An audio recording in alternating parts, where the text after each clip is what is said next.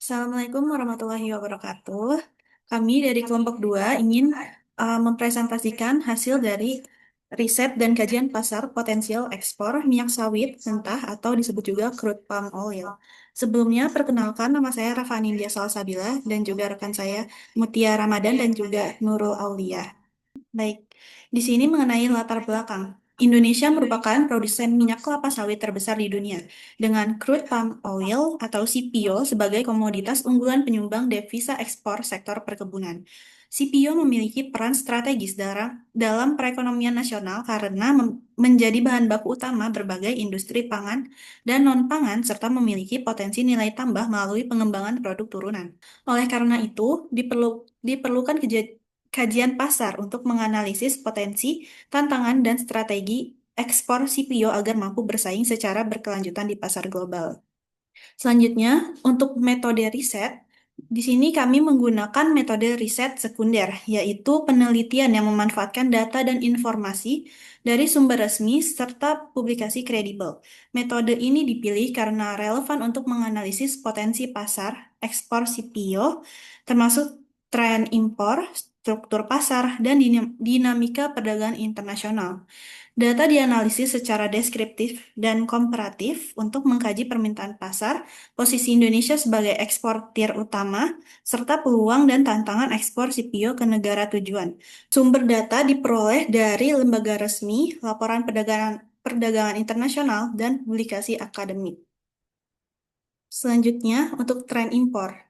Berdasarkan data impor crude palm oil atau CPO India dengan kode HS 15110, volume impor menunjukkan tren fluktuatif dari tahun ke tahun yang mencerminkan penyesuaian terhadap kebutuhan konsumsi domestik, kondisi stok, dan kebijakan pemerintah. Sebagai konsumen minyak nabati terbesar di dunia, India tidak selalu meningkatkan impor CPO secara konsisten karena mempertimbangkan stabilisasi harga dalam negeri. Sementara itu, nilai CPO cenderung lebih volatil dibanding volumenya.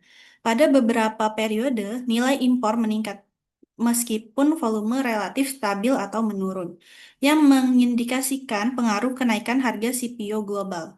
Sebaliknya, saat harga global menurun, peningkatan volume impor tidak selalu diikuti kenaikan nilai impor yang sebanding.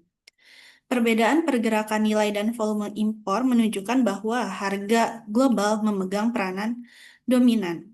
Hal ini menegaskan bahwa impor CPO India ditentukan oleh kombinasi faktor harga, kebijakan, dan ketahanan pangan, sehingga tren nilai dan volume impor tidak selalu bergerak searah. Selanjutnya akan saya serahkan kepada rekan saya, Saudari Nurul.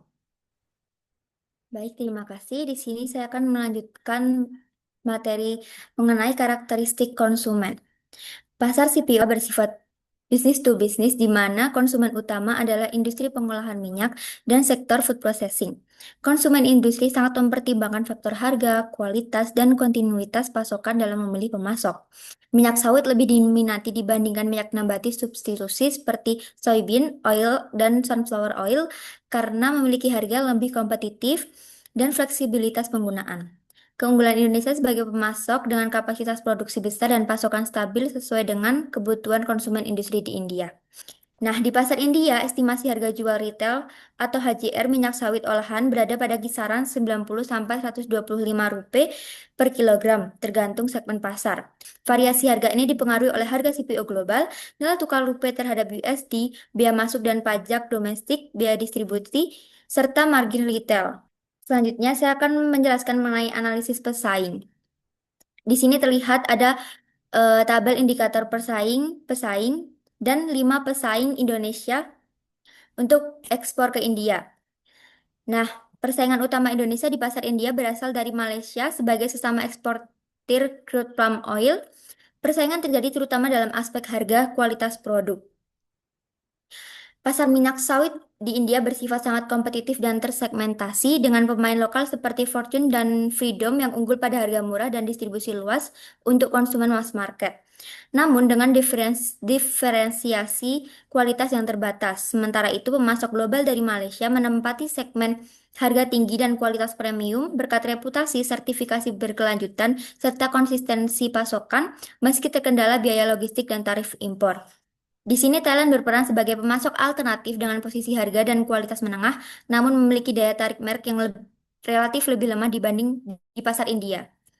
Nah, berdasarkan penjelasan tersebut, posisi strategis ideal Indonesia berada pada segmen harga menengah dengan kualitas tinggi, mengisi celah antara produk lokal berharga murah dan produk Malaysia yang premium. Keunggulan Indonesia sebagai produsen CPO utama dengan kapasitas besar, efisiensi biaya, kualitas kompetitif, dan kontinuitas pasokan memungkinkan Indonesia menawarkan keseimbangan harga dan mutu yang menarik bagi importir India.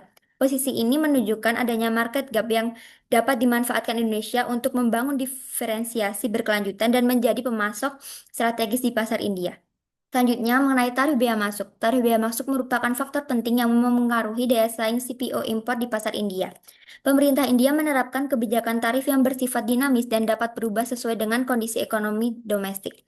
Penurunan tarif bea masuk CPO mentah dilakukan untuk menjaga stabilitas harga pangan dan meningkatkan terjangkauan minyak goreng.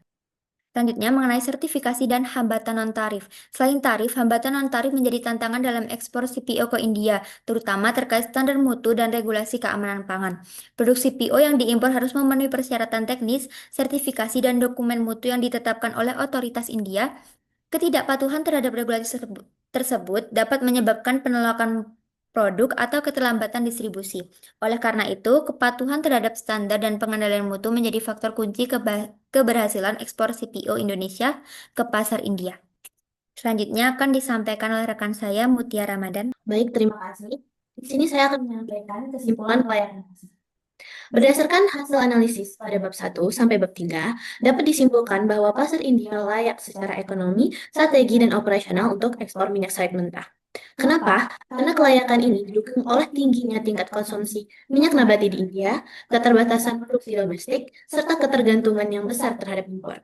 Selanjutnya, di sini saya akan membahas mengenai rekomendasi strategi pemasaran awal 4P, yaitu price, product, promotion, dan place. Pertama di sini ada produk, di mana kita menggunakan strategi yang difokuskan pada pemenuhan standar mutu dan spesifikasi teknis yang ditetapkan oleh otoritas India, di mana kita harus memenuhi ketentuan kualitas seperti kadar asam lemak bebas, kejernihan, warna, serta keamanan pangan.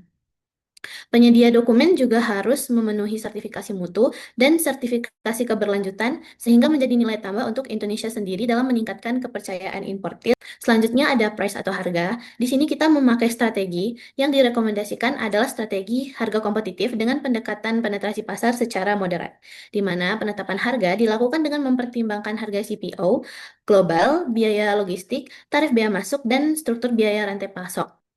Selanjutnya ada promosi atau promotion, di mana strategi yang digunakan adalah difokuskan pada pasar bisnis to bisnis karena CPO merupakan komoditas industri. Promosi dilakukan melalui partisipasi dalam pameran dagang internasional, forum perdagangan bilateral, dan misi dagang untuk membangun hubungan bisnis Indonesia dengan importir, refinery, dan trading house, di mana informasi promosi menekankan keunggulan Indonesia dalam kapasitas produksi, stabilitas pasokan, dan pengalaman panjang dalam perdagangan CPO global. Selanjutnya ada place atau distribusi, di mana model yang kita gunakan dan yang paling sesuai adalah melalui importir tunggal atau trading house yang memiliki fasilitas pengolahan dan jaringan distribusi domestik di India. Pola ini memungkinkan efisiensi biaya, rantai pasok yang lebih pendek, serta pengendalian kualitas yang baik, di mana hubungan langsung dengan mitra distribusi juga mendukung kerjasama jangka menengah dan jangka panjang yang lebih stabil. Terakhir, kita akan membahas mengenai identifikasi dan mitigasi risiko utama, di mana pada ekspor crude palm oil ini ke India, kita menghadapi beberapa risiko utama, seperti risiko fluktuasi nilai tukar, di mana kita dapat mengatasi dengan penggunaan kontrak dalam mata uang dolar dan strategi lindung nilai melalui perbankan. Selanjutnya ada risiko fluktuasi harga, di mana kita dapat mengatasinya dengan menggunakan metode pembayaran letter of credit, at dan asuransi kredit ekspor. Sementara itu, di risiko lainnya ada risiko perubahan regulasi dan hambatan non-tarif, di mana kita dapat mengatasi melalui pemantauan kebijakan secara berkala, serta kepatuhan penuh terhadap standar mutu, sertifikasi, dan ketentuan administrasi yang berlaku di India. Mungkin sekian dari kelompok kami. Terima kasih dan mohon maaf jika ada kesalahan pengucapan ataupun perilaku. Assalamualaikum warahmatullahi wabarakatuh.